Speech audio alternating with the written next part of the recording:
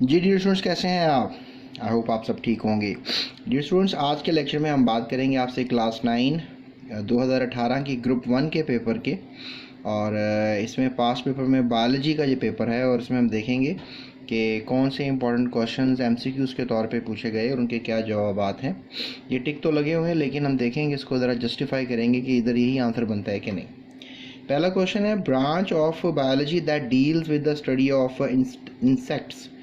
तो इंसेक्ट्स की स्टडी को एंटोमोलॉजी ही कहते हैं। जेनेटिक्स जीन की स्टडी होती है और जो हिस्टोलॉजी होती है that is basically the study of tissues, और फिजियोलॉजी किसी भी सेल या किसी भी ऑर्गन के काम करने की सलाहियत को कहते हैं। So entomology is the right answer. So which organism has colonial organisation. सो अगले क्वेश्चन की तरफ चलेंगे। Which organism have colonial organisation. तो कॉलोनियल ऑर्गेनाइजेशन जो है हमें अमूमन वॉलवॉक्स में नज़र आती है। फ्रॉग में मल्टी सेलुलर ऑर्गेनाइजेशन है। राना टिग्रीना इसका साइंटिफिक नेम है। मस्टर्ड प्लांट जिसको हम ब्रासिका कंपेस्ट्रस कहते हैं, और इसमें भी मल्टी सेलुलर ऑर्गेनाइजेशन है, और ये यूनिसेलुलर ऑर्गेनाइजेशन है अमीबा में। So volvox is the right answer. उसके बाद नेक्स्ट क्वेश्चन है, tentative explanation of observations is called. यानी जो ऑब्जर्वेशंस होती हैं, whatever observations we are dealing with, तो उन ऑब्जर्वेशंस को जो है हम क्या कहते हैं। तो टेंटेटिव एक्सप्लेनेशन ऑफ ऑब्जर्वेशन हमेशा हाइपोथेसिस कहलाती है, क्योंकि डिडक्शंस जो हैं वो डेफिनेटली आप देख रहे होते हो हाइपोथेसिस इधर करेक्ट हैं या नहीं है, और थ्योरी और साइंटिफिक लॉ में भी आप इस चीज़ को बॉदर कर रहे होते हो। Students, scientific name of human being जो है वो क्या होगा, ये अगला क्वेश्चन है। तो very interesting question. Pisum sativum scientific name जो है वो मटर का है, पी का, और रोज़ा इंडिका जो है ये गुलाब के फूल का साइंटिफिक नेम है। एलियम सीपा जो है वो प्याज है मेरे ख्याल से, प्याज का जो है वो साइंटिफिक नेम है, और आप समझ ही गए होंगे। तो होम्योसेपियंस जो है वो राइट आंसर है। उसके बाद नेक्स्ट क्वेश्चन जो है वो किया जा रहा है, major components of plant cell wall. यानी प्लांट सेल वॉल के जो मेजर कंपोनेंट्स हैं वो कौन से होते हैं। यानी प्लांट सेल वॉल अगर आप देखते हैं तो उसमें सबसे ज़्यादा क्या आपको मिलेगा, मेजर कंपोनेंट मीन सबसे ज़्यादा आपको क्या मिलेगा प्लांट सेल वॉल में। तो लिग्निन दूसरा मेजर कंपोनेंट है, ठीक है, और सेलुलोज जो है वो सबसे ज़्यादा पाया जाता है। सेलुलोज एक कार्बोहाइड्रेट है, और चाइटिन भी एक कार्बोहाइड्रेट है, लेकिन ये फंगस की सेल वॉल में सबसे ज़्यादा पाया जाता है। और जो पेप्टिडोग्लाइकन है ये बैक्टीरिया की सेल वॉल में मिलता है हमें, तो ये बात याद रखिएगा। फिर कोलेस्ट्रॉल आ जाता है, ये भी सेल वॉल का बड़ा इंपॉर्टेंट कंपोनेंट है, लेकिन ये कसरत से नहीं मिलता आपको, थोड़ा ही होता है, लेकिन ये जो फ्लूइडिटी होती है सेल वॉल में उसमें ये बड़ा हेल्पफुल साबित होता है। तो बहरहाल सेलुलोज इसका सही जवाब है। फिर आते हैं जी, photograph taken through the microscope. अगर आप एक माइक्रोस्कोप का इस्तेमाल कर रहे हैं और उससे आप फ़ोटोग्राफ ले रहे हैं तो फिर आप क्या कहेंगे उस फ़ोटोग्राफ को।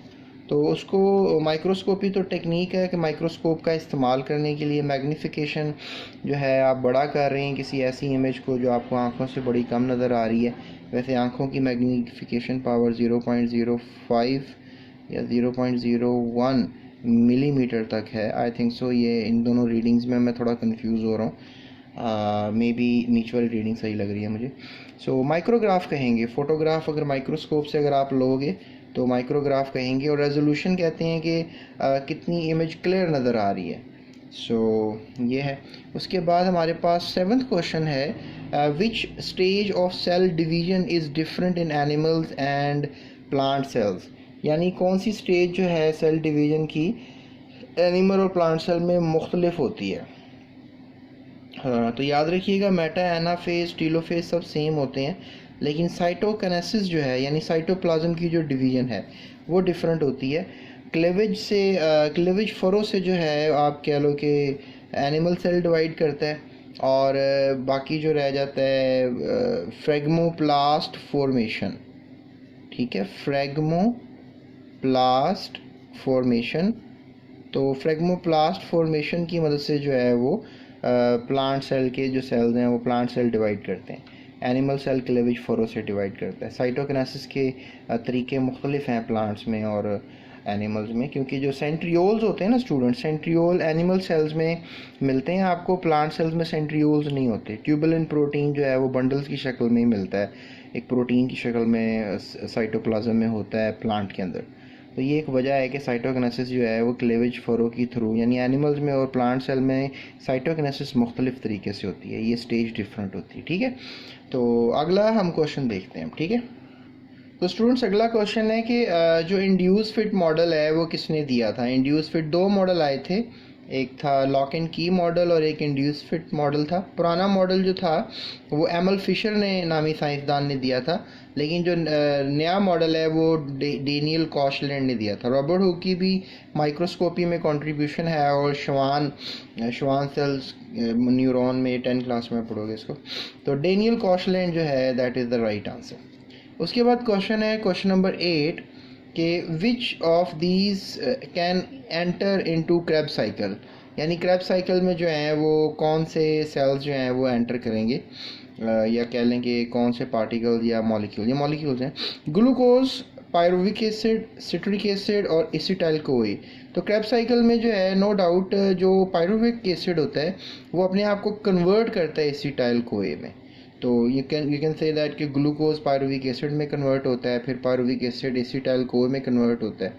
तो फिर ये एसिटाइल कोए के पास कह लें कि एंजाइम ऐसा होता है, कोए एक ऐसा एंजाइम है जो एसिटाइल मॉलिक्यूल को ले जाता है इनसाइड द माइटोकॉन्ड्रिया मेम्ब्रेन और मैट्रिक्स में इनर क्रिस्टी वाली जगह पे ले जाता है। तो फिर कह लें कि जब ये क्रिस्टी वाली मेम्ब्रेन की जगह पे पार्टिकल चला जाता है, वहाँ पे इसकी ऑक्सीडेशन होती है ऑक्सीजन की मदद से, और बहुत सी एटीपी बनती है। अराउंड 34 एटीपीज कह लें कि एसिटाइल कोए मॉलिक्यूल बना पाते हैं, यानी कोई एक ग्लूकोज जो 6 कार्बन मॉलिक्यूल होता है वो 2 पायरुविक एसिड बनाता है 3 कार्बन मॉलिक्यूल, और फिर डेफिनेटली एक ग्लूकोज 3 एसिटाइल मॉलिक्यूल बना सकता है। ठीक है, 2 कार्बन मॉलिक्यूल होता है एसिटाइल कोए।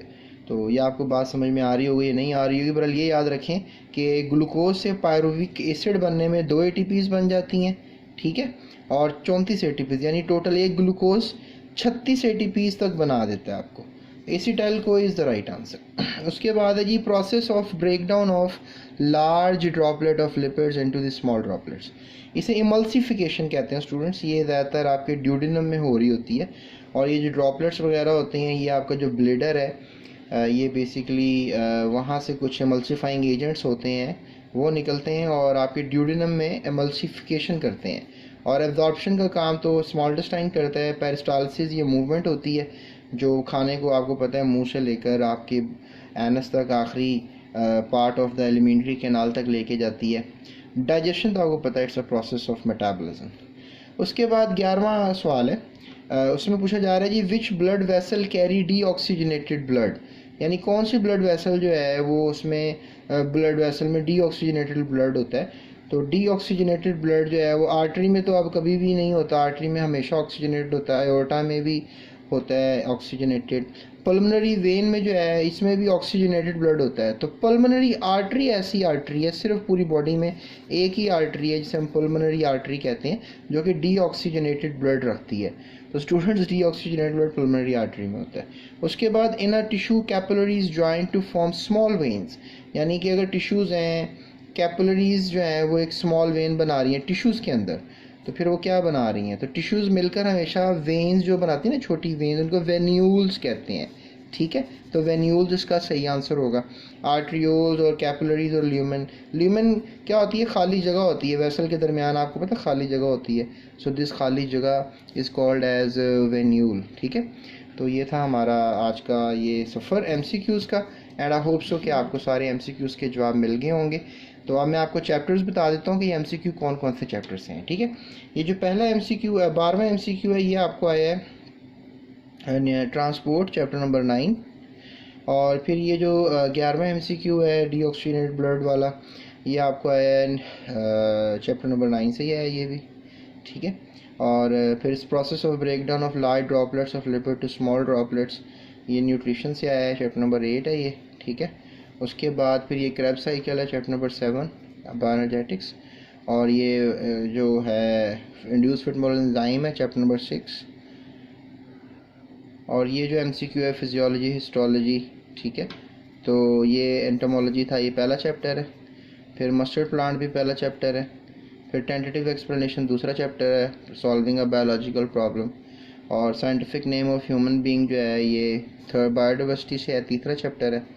और ये जो major component of plant cell wall है, ये चौथा चैप्टर है, cells and tissues. Photograph taken through the microscope जो है ये भी चौथा ही चैप्टर है। और फिर सातवां सवाल था कि which stage of the cell division, ये छठा पांचवा चैप्टर है, सेल साइकिल।